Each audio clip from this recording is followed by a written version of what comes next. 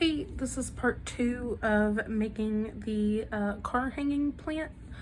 In part 1, we made this, which is your basket with the bead so that it can hang up wherever you want. So the beginning of making the actual plant part is really simple. It's like the beginning of the pot. It's just instead of increasing in the next row to pull it up to 18 stitches, you just keep it at 12. So again, to start out the plant, you do a magic circle with 6 stitches. You increase in each stitch for 1 round so that you have 12. And then for 5 rows, you just put 1 single crochet in each of those 12 stitches. Then you're gonna get this. This is the same shape as like when we made the pot, but it's smaller. It's just a little bit smaller, so it's gonna fit inside. And it just fits, you know, nicely in your little pot.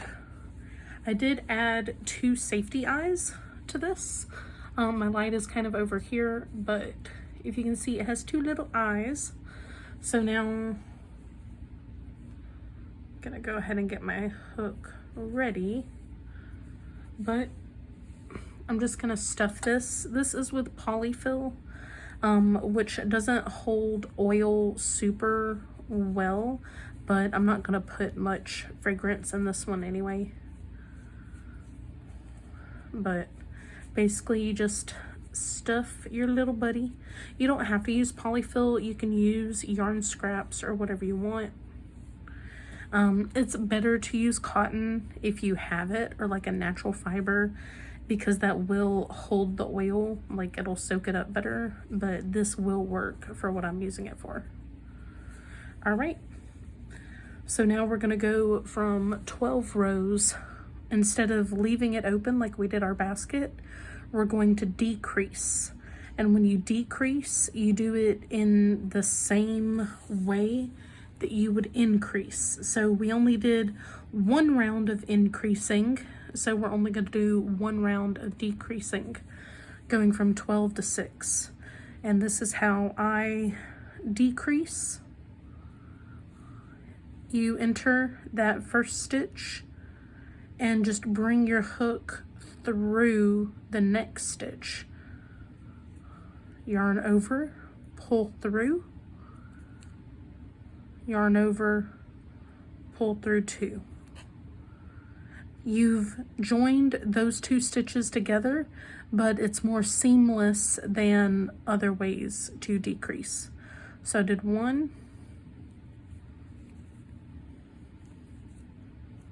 2,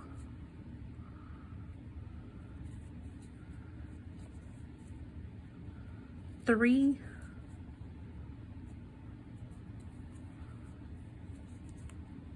4,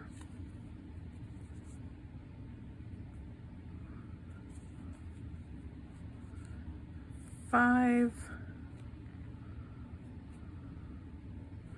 and 6. All right, so you have 6 single crochets in the round. It's kind of fuzzy, so it's hard to see, but this is a round of 6 stitches from 12. And now I'm just going to cut my tail yarn and sew it up.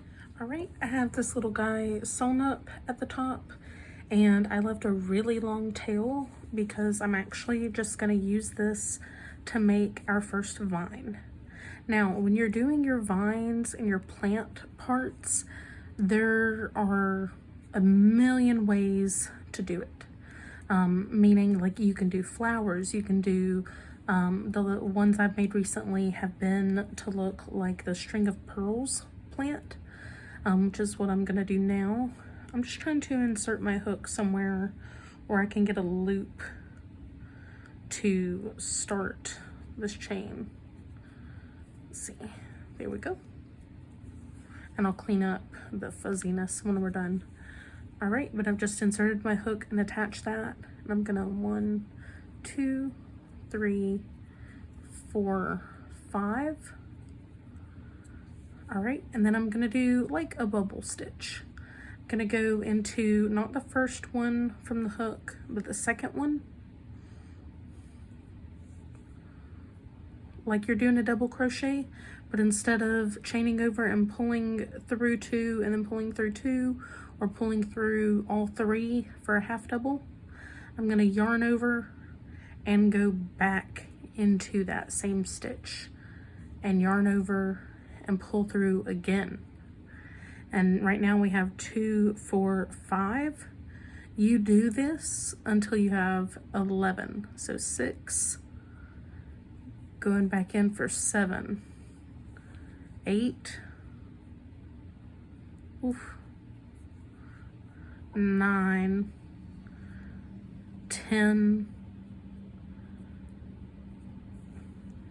and grabbing it for the 11th loop. So they're all bunched up, but there are 11 loops on my hook. I saw this in a tutorial. Okay, so now I saw it in a tutorial recently, and it was the first time I'd ever like done a bubble stitch, so I'm still kind of new to it, but it just makes a little purl where you yarn over for that last time and pull it through everything. And this is the tricky part, where since I'm kind of keeping the tension tight, I'll have to pinch it with my fingers to make sure I'm not splitting the yarn. But as you do a few, it does get a lot easier. This is a different yarn than I used with the last ones, and it's not quite as stretchy. There we go. Whew. So you got that all the way through. You go back into that stitch one more time and just do a slip stitch. But it makes your little purl. You just pull your tension back. 1, 2, 3, 4, 5, 6, 7. The tutorial I watched said to do like 5 to 8 chains between each purl, but you can really change it up how you want. All right, I'm gonna do that again. 2, 3 loops, 4, 5, 6, 7, 8, 9. It's really helpful to push it back on your hook, because that's gonna get the tension a little looser, so you'll be able to slide through. Last one, 10 and 11. Get your tension ready. Yarn over to pull through all 11.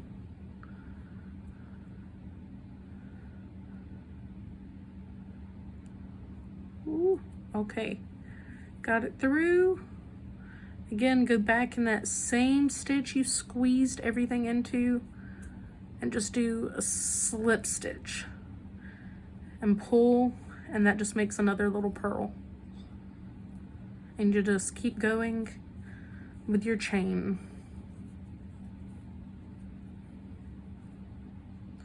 I'm gonna go ahead, let's see, I might back it up a few stitches because this tail is coming to the end.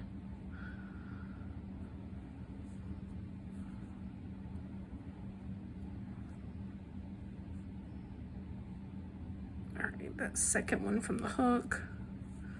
3, 4, 5, 6, 7.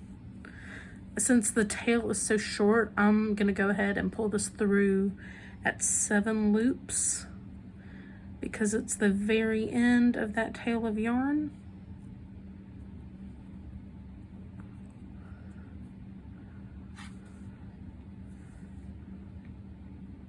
Trying to be so gentle to not split my yarn. There we go. All right, I'm gonna do that last slip stitch into the same stitch to close that purl. All right, And then this you just weave in with needle and thread through your pearls and up the chains. And you just move these around to fluff out your pearls and shape them in your vines how you want them. But it kind of looks like a little ponytail for your plant. And then it goes in here. And you can kind of have it, you know, peeking out. You can also add a little bit of pink under the eyes to give it little blushing cheeks. But this is it. You can add more vines coming out of the head, or just put a few vines that are attached to the inside of the pot. But I'm gonna finish off this plant and then show you what it looks like with the rest of its vines. All right, I'm just adding the third and final strand on this plant. Just attaching a chain,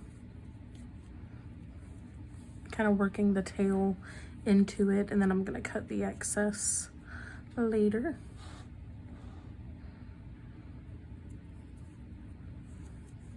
Okay.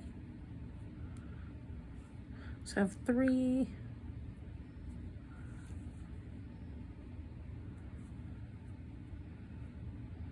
Let's see, that should be 5. 2, 3, 4, 5, 6, and 7, 8, and 9, 10, and 11.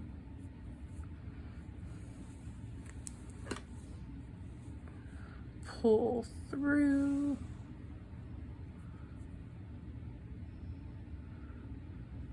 I lost it.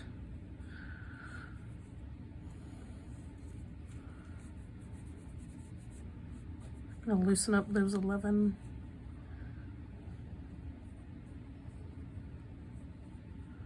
This is what makes these kind of take a bit of time. I'm just gonna cross over that to do my slip stitch. Just sometimes it's a little tricky to pull through all those loops to make the pearl, but there are so many different ways you can make the plants. Like if you want to do leaves, or if you want to do flowers, or just if you do like a chain of however long and turn back on itself, it'll do like a little curly vine.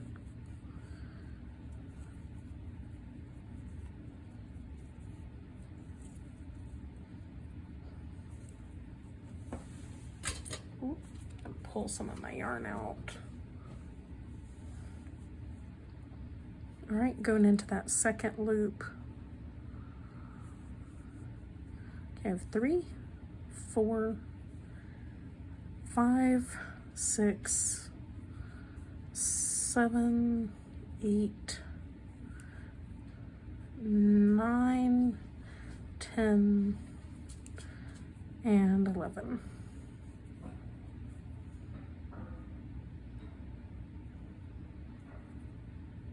Slip stitch.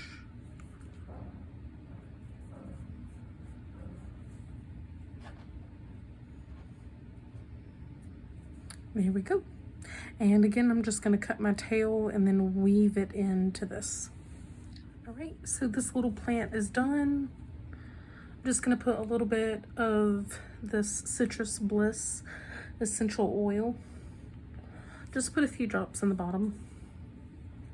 And then this is going to go in her little basket. Just gonna have it where the little face is just poking out if you look close. A little middle strand here. Kind of tangled the vines over the side, and again you can make however many vines you want, but now you can hang it up wherever and it'll smell like oranges. Ta-da!